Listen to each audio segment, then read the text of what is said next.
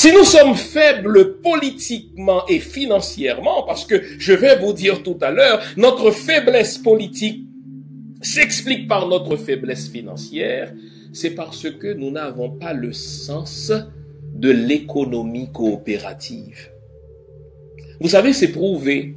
$1 fait 11 fois le tour d'une communauté juive avant d'aller ailleurs. Le juif va acheter son pain chez un juif. Il va acheter sa viande cachère chez un juif. Il va consommer juif. S'il a une entreprise, les meilleures positions, les meilleurs postes, il va les offrir à ses compatriotes juifs. Nous sommes des noirs honteux. Nous avons des entreprises de noirs, mais il faut qu'on embauche des blancs. On dirait que c'est plus prestigieux si j'embauche des blancs. Pourquoi le juif n'a pas honte d'embaucher des juifs?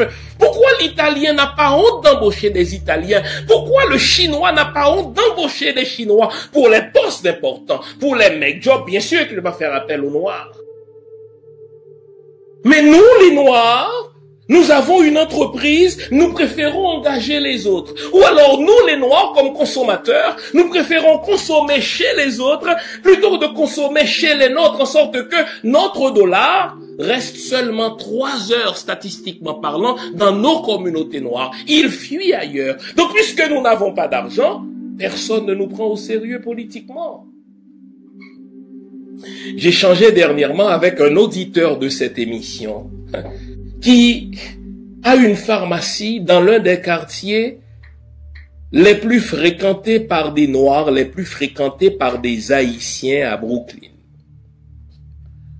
En face de lui se trouve une autre pharmacie, cette fois tenue par un Vietnamien.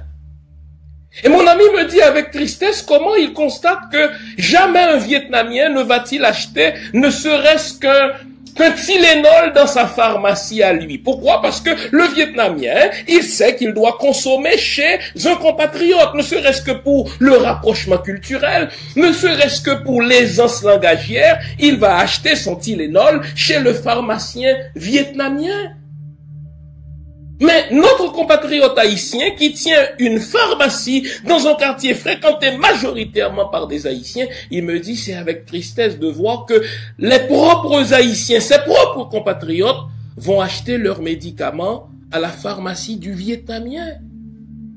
Généralement, quand on fait ça, soit c'est par inconscience identitaire, nous ne comprenons pas ce qu'on appelle l'économie coopérative. Nous devons faire en sorte que notre argent reste dans notre communauté. Ou alors, je vais vous regarder droit dans les yeux pour vous le dire. Je demande à Winnie de me faire un gros plan. Pendant la période de l'esclavage et pendant la période de la colonisation, on nous a instillé la jalousie. On nous a appris à détester ceux d'entre nous qui réussissent, en sorte que quand quelqu'un est en train de réussir, nous allons tout faire pour l'empêcher de réussir, car nous nous disons, si je vais acheter un médicament à sa pharmacie, je vais le rendre plus riche, plutôt que de le rendre plus riche lui, je préfère l'acheter mon médicament chez le Vietnamien. Mais ça, les amis, ça s'appelle de l'imbécilité. Ne soyons pas étonnés que lorsque les politiciens vont considérer les enjeux communautaires, ils vont considérer les intérêts des Juifs, ils vont considérer les intérêts des Chinois qui sont arrivés longtemps après nous dans nos pays d'accueil, mais quant aux Noirs, ils disent, écoutez, ceux-là, ils n'ont pas de conscience identitaire, ils ne comprennent pas le principe de l'économie coopérative, on s'en fout. Nous avons notre responsabilité là-dedans. 2 responsabilités.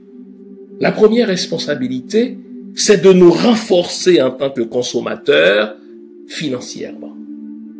Quand vous allez consommer, quand vous allez donner un ouvrage pour des travaux de rénovation chez vous, je prends cet exemple-là, quand vous allez faire réparer votre voiture, la première question que vous devez vous poser, est-ce que ce commerce-là est détenu par l'un des miens? Aussi longtemps que nous serons faibles financièrement, nous serons faibles politiquement. Ce sont 2 vases communicants. Quand vous êtes fort économiquement, vous pouvez influencer la politique et envoyer les candidats que vous voulez pour faire avancer vos causes. Mais aussi longtemps que nous perdons toute notion d'identité financière, au point que nous ne savons même pas ce que c'est que l'économie coopérative, nous serons toujours en tant que Noirs au bas de l'échelle.